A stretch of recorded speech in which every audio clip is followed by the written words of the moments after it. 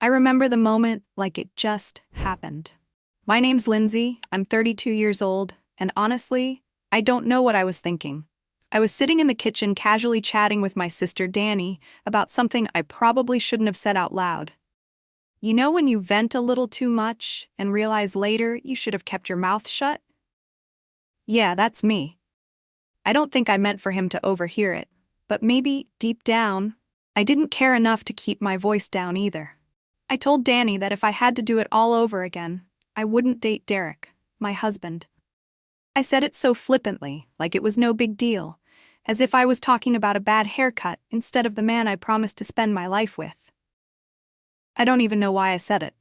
Maybe I was feeling bored, or maybe I just wanted her sympathy. Derek wasn't even doing anything wrong at the moment. He was in the other room, probably scrolling through his phone like he always does when he's winding down after work. But I said it, and then the silence hit me. It wasn't Danny's silence, she's used to my dramatic outbursts. It was the kind of silence that feels heavy, like the air suddenly shifts. I turned my head just enough to see him standing in the doorway. He didn't say anything. He didn't yell, didn't ask me to explain, didn't even look angry. He just looked at me for a second, his face blank, and then walked out of the room. The sound of the front door closing behind him made me feel sick. I wasn't expecting that. Honestly, I thought he'd argue, or at least get mad. But leaving? That wasn't his style. Derek's always been the calm one, the patient one, the one who balances out my, let's just call it, energy. I didn't think he'd actually leave, though. I mean, it wasn't like I said I hated him or that I was gonna leave him. It was just venting, right? Isn't that what people do with their sisters? You say things you don't mean because they get it. They're supposed to. Danny didn't even know what to say. She just looked at me with this wide-eyed expression like she couldn't believe I'd said it either. But instead of admitting I messed up, I doubled down. I laughed it off, said, "He'll be fine. He's just being dramatic." I don't know why I said that. Maybe because if I admitted I was wrong, I'd have to deal with the guilt, and I didn't feel like doing that in the moment. Hours went by, and he didn't come back. I called him once, and when he didn't answer, I texted him, "You okay?" No response. Fine, I thought. If he wanted to pout, that was on him. I wasn't about to beg him to come back over something that wasn't even that serious. But as the night went on, I started to feel this weird mix of anger and panic. Like, how dare he leave me sitting there? But also, where the hell was he? Was he trying to teach me a lesson, or what? I stayed up until midnight, scrolling through TikTok and pretending I wasn't waiting for him to walk back through the door. He didn't. By the time I finally went to bed, I was more annoyed than anything else. I told myself he'd come back when he was ready, and that I wasn't going to lose sleep over it. Spoiler, I totally did. The next morning, his side of the bed was still empty. His toothbrush was still in the bathroom. His shoes still by the door, so it's not like he packed up and left for good. But I couldn't shake this uneasy feeling. I texted him again. "Where are you? Can we talk?" Still nothing. At this point, I started to worry, not because I felt bad, but because I didn't like being ignored. I'm not the kind of person who deals well with the silent treatment. If there's a problem, I need to talk about it, hash it out, and move on. But Derek, he's more of a let-it-simmer kind of guy, and it drives me crazy. I told Danny about it, and she said, "Maybe you should apologize." Apologize? For what? For being honest? For saying what I was feeling in the moment? I didn't see why I should have to grovel just because he happened to overhear a private conversation.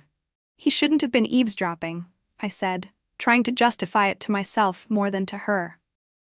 But even as the words came out, they felt hollow. By the end of the day, I was starting to get really irritated. Like, who does he think he is, making me stress out like this? If he had a problem with what I said, he could have stayed and talked to me about it like an adult. Instead, he ran off, leaving me to feel like the bad guy. Okay, maybe I am the bad guy. But still, it's not like I said anything that wasn't true. Sometimes I do wonder if I'd be happier if we'd never gotten together. That's not the same as saying I don't love him. Right? But as much as I tried to convince myself I was in the right, a small part of me started to wonder if this time I'd pushed him too far. Derek's always been the kind of guy who lets me take the lead, who goes along with whatever I want, even when I know he doesn't always agree. I guess I'd started to take that for granted. I always assumed he'd be there, no matter what. But now, for the first time, I wasn't so sure. The hours kept ticking by, and still no word from him. I tried calling his mom, but she hadn't heard from him either. That's when I started to feel really uneasy. What if he wasn't just mad? What if something had happened to him? But then again, Derek's not the type to get reckless or do something stupid. If anything, he's the most predictable person I know. That's part of what makes him so frustrating sometimes. By the time it got dark, I was spiraling. I didn't know if I should be mad, worried, or just over it. I wanted to text him again, but I didn't want to seem desperate. So instead, I sat there, staring at my phone, waiting for it to light up with a message that never came. The next day came and went, and Derek was still gone. I told myself to stay calm, but every time I heard a car outside, my heart jumped. I kept checking my phone, refreshing my texts like an idiot, as if I'd missed his reply somehow. Nothing, not a single word. At this point, my irritation was taking over. Who does that? Who just leaves and doesn't tell their wife where they're going? It was immature, plain and simple. But then, as I sat there staring at my coffee, the thought hit me. What if he was really done this time? Like, what if I had finally pushed him past the point of no return? It wasn't a thought I liked entertaining, but the more I tried to brush it off, the more it stuck. Derek wasn't like this. He didn't do silent treatments or games. If he was gone, there was a reason, and maybe it was bigger than I wanted to admit. Around noon, Danny called to check on me. "Have you heard from him yet?" she asked, her voice softer than usual, like she was trying not to spook me. "No," I snapped, "and honestly, it's ridiculous. He's the one making this a big deal, not me." "Linz," she said carefully, "you kind of made it a big deal first." I wanted to hang up on her. "You're supposed to be on my side," I said instead, but even as I said it, I felt a sting of guilt. She wasn't wrong, not entirely. Maybe I had made it a big deal, but it wasn't like I'd planned to hurt him. It was just, I didn't think he'd take it that hard. It's not like I told him I was leaving, or that I didn't love him. People vent all the time. He was just being too sensitive. By the time evening rolled around, I'd convinced myself I needed to stop waiting. If he wasn't going to come back on his own, I'd go find him. I called his mom again, but she still hadn't heard from him. I tried a couple of his friends, too, but either they were covering for him, or they really didn't know. One of them, Mark, sounded genuinely surprised when I asked if Derek had been in touch. "Everything okay with you two?" he asked, and I had to bite back the urge to snap at him. "Yeah, fine," I said quickly. "Just checking." After that, I drove around for an hour, not really knowing where to go. Derek wasn't the type to hang out at bars or crash on a friend's couch without saying anything. He was steady, predictable. So where the hell was he? When I got home, there was still no sign of him. His toothbrush, his shoes, they were like ghosts, reminding me he should have been there. I stood in the kitchen for what felt like forever, staring at the front door and willing it to open. But it didn't. The house was too quiet, and I hated it. I started scrolling through our bank account, half out of curiosity and half out of desperation to feel like I was doing something. That's when I saw it. A hotel charge from earlier that day. He wasn't with his mom or a friend or, God forbid, someone else. He was at a hotel, alone. I didn't know whether to feel relieved or furious. So he was okay. But also, he was hiding out in some hotel, avoiding me, like I wasn't worth talking to. The nerve. I called the hotel immediately. I don't even know what I planned to say if he picked up, but it didn't matter, because the desk clerk wouldn't confirm anything. "I'm sorry, ma'am," she said in this fake polite tone, "but I can't disclose any information about our guests." I wanted to scream. Instead, I hung up and started typing out another text. "I know where you are," I wrote, my fingers shaking. "Can you just stop being childish and come home so we can talk?" I stared at the message for a few minutes before deleting it. If he wanted to act like a coward, let him. I wasn't about to beg. Still, the knot in my stomach wasn't going away. I hated this feeling, like I was out of control, like he had the upper hand. Derek was supposed to be the one who chased me, who forgave me, who let me vent and then moved on. That's how it always worked. So why wasn't it working now? The next morning, I woke up to an empty house again. It was starting to get to me. The silence, the not knowing. I tried to focus on work, but every email felt like a distraction from the real problem. My husband was gone, and I had no idea what to do about it. I kept telling myself it wasn't that serious, that he just needed space, but the longer he stayed away, the harder it was to believe that. By mid-afternoon, I couldn't take it anymore. I drove to the hotel, not caring how desperate it made me look. If he wasn't going to come to me, I'd go to him. When I got there, the clerk gave me the same spiel about privacy, and I had to fight the urge to cause a scene.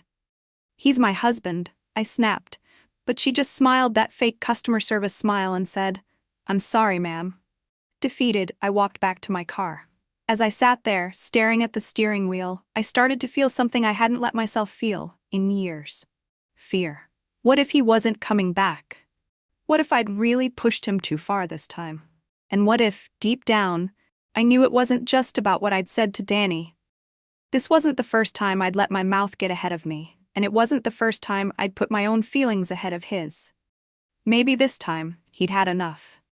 Still, as much as I hated to admit it, I wasn't ready to apologize. Not yet. I needed to see him first to make sure he was okay, to figure out how to spin this in my favor. Because if there's one thing I've always been good at, it's talking my way out of a mess. And this was just another mess, right? I didn't have to wait much longer to see Derek after my failed attempt at the hotel. Late that same evening, the front door finally opened, and there he was. He didn't slam the door or throw his keys down like I might have done in his place. He walked in calmly, almost too calmly, and I couldn't read his expression. That blank look on his face unnerved me. I was ready for a fight, or at least some dramatic response. But this was worse. He set his bag down by the couch and stood there for a moment, looking at me like he was trying to decide what to say. For a second, I thought he might just walk upstairs without a word, but instead, he spoke. "We need to talk," he said, his voice steady, almost cold. "Yeah, no kidding," I snapped back, folding my arms across my chest. I was already defensive, even though I knew I should have been the one to apologize. But I wasn't going to start there. I couldn't. It felt like admitting I was wrong would give him some kind of power over me, and I wasn't ready for that. He sat down on the couch, motioning for me to sit too. I stayed standing, leaning against the kitchen counter like I was too busy to care. "You gonna explain why you ghosted me for 2 days?" I asked, trying to sound casual, but my voice came out sharper than I intended. Derek sighed, rubbing his hands together like he was trying to warm them up. "I needed space," he said. "To think, to figure out how to even talk to you after what I heard." I rolled my eyes. "Oh, come on, Derek. Are we really doing this? You overheard one thing that I said in private to my sister, and now you're acting like it's the end of the world."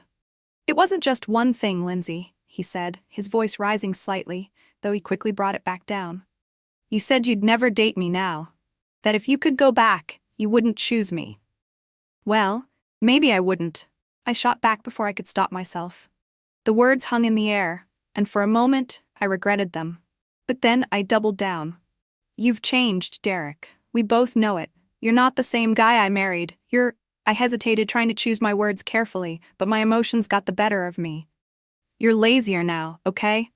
You've let yourself go. You don't even try anymore. Can you really blame me for feeling like this?" He looked at me, and for the first time, I saw real hurt in his eyes. But instead of getting angry, he just nodded slowly, like he was expecting this. "So that's it," he said quietly. "You think I'm fat and ugly, and that's why you'd rather not be with me." I rolled my eyes again, trying to brush off the weight of what I'd just said. "Don't twist my words. I didn't say I didn't want to be with you. I said if I could go back, I might have made a different choice." "That's not the same thing." "Sure sounds like it to me," he replied, his voice steady but firm. "And you know what? Maybe you're right. I have changed. I've gotten older. I've gained some weight. I've gotten comfortable. But that's what happens when you're married, Lindsay. You settle into life together. You build a life. Or at least, that's what I thought we were doing." I felt my face flush, a mix of embarrassment and anger bubbling up inside me. "Don't make this about me," I said, my voice rising. "You think I don't notice how distant you've been? How you barely even talk to me anymore, unless it's about work or bills or what we're having for dinner? You're not exactly giving me a reason to feel excited about this marriage, Derek. So this is my fault now? He asked, his tone calm but incredulous. I'm the reason you're unhappy? The reason you don't respect me enough to keep a conversation like that between you and your sister out of earshot? I threw up my hands in frustration. You're twisting everything. I'm just saying, maybe if you put in a little more effort, worked out, showed some interest in me like you used to, I wouldn't feel like this. He stared at me for a long moment, and then he did something I didn't expect. He stood up slowly and looked me straight in the eye. You know what, Lindsay? I think this says more about you than it does about me. What's that supposed to mean? I snapped, feeling a sudden surge of panic. He wasn't yelling. He wasn't fighting back the way I'd expected. He was calm, and somehow that made me feel even smaller. It means, he said, his voice steady, that you don't see what you have. You've got someone who's been here for you, through all of your impulsive decisions, your spending habits, your ups and downs, someone who's never judged you for any of it. And instead of appreciating that, you look for reasons to tear me down. I opened my mouth to respond, but he wasn't done. I know I'm not perfect. I know I've changed, but so have you, Lindsay. And not in a way that makes this marriage easier. You've turned into someone who doesn't take accountability, who lashes out instead of having a real conversation, and who would rather blame me than look in the mirror. His words hit me like a slap, but instead of admitting he might be right, I lashed out again. Oh, so now you're perfect? The saint who's been holding this marriage together while I'm the problem. He shook his head, picking up his bag again. No, I'm not perfect, but at least I'm trying to be better, Lindsay. I'm done standing here and letting you make me feel like I'm not enough. If you can't see the value in me anymore, maybe we need to take a step back. I froze. What are you saying? I'm saying I need more than this, he said, gesturing between us.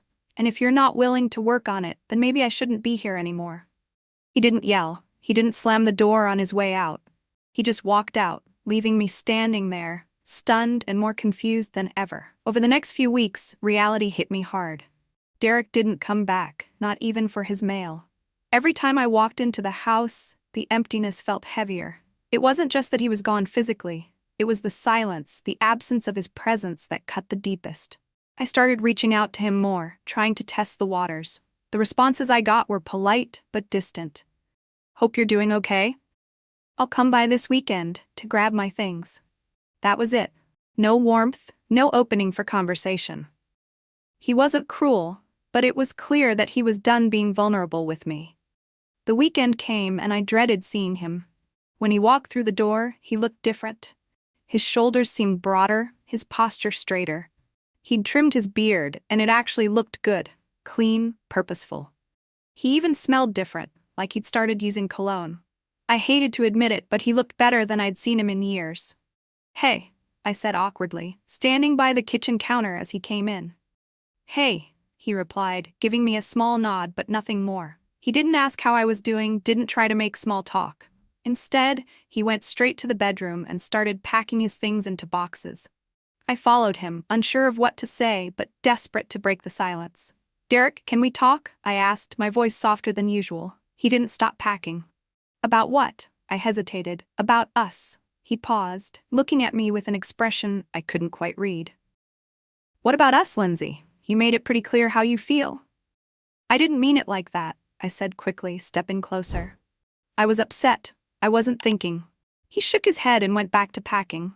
No, Lindsay. You were thinking. You just didn't think I'd hear it. The lump in my throat grew. I didn't mean to hurt you. But you did, he said firmly, finally looking at me. And it's not just about that one conversation. It's everything.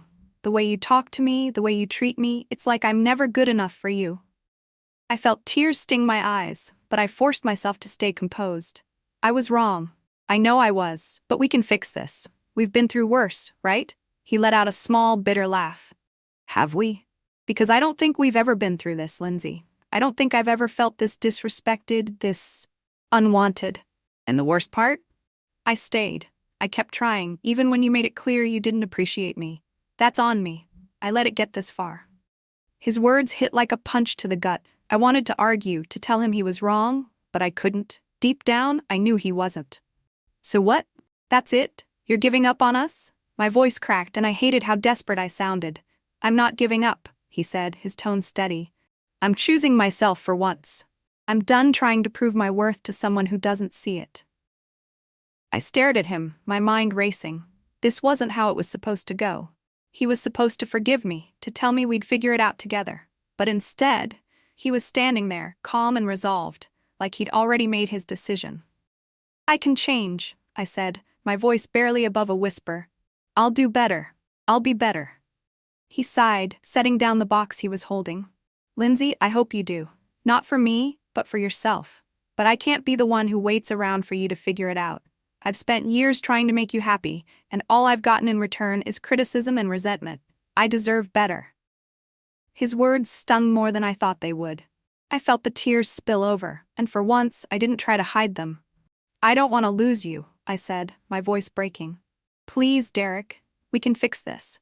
He looked at me for a long moment, and for a brief second, I thought I saw something flicker in his eyes. Pity, maybe, or regret. But then he shook his head. I've already lost too much of myself trying to fix this, he said quietly. I can't do it anymore. He picked up the box and walked out of the room, leaving me standing there, my heart shattering into pieces. I wanted to chase after him, to beg him to stay, but I knew it wouldn't make a difference. He was done. And for the first time, I realized I might really lose him for good. Over the next few days, I tried to distract myself. I threw myself into work, went out with friends, anything to avoid being alone in the house. But no matter what I did, the emptiness followed me. Derek wasn't just gone physically, he'd taken a piece of me with him. A month later, I saw him again. He was at a coffee shop, sitting at a table with a woman I didn't recognize. She was pretty, not stunning, but she had this natural, effortless kind of beauty. They were laughing and he looked happy. Happier than I'd seen him in years. I wanted to march over there to interrupt their little moment and remind him that I was still his wife. But I didn't. I just stood there, watching from a distance, feeling the weight of my own mistakes. This was my fault. I had pushed him away, torn him down, and now he was moving on without me. When he saw me, his smile faded for a second, but he didn't look angry or upset. He just gave me a small nod, like an acknowledgement, and then went back to his conversation. It was like I was already a memory to him, something he'd moved past. As I walked out of the coffee shop, I felt the full weight of my choices settle over me. I had spent so much time blaming him, picking at his flaws, that I hadn't seen how much he was giving me. And now it was too late. For the first time in my life, I felt truly alone. And for the first time, I realized that it wasn't Derek who had failed me. It was me.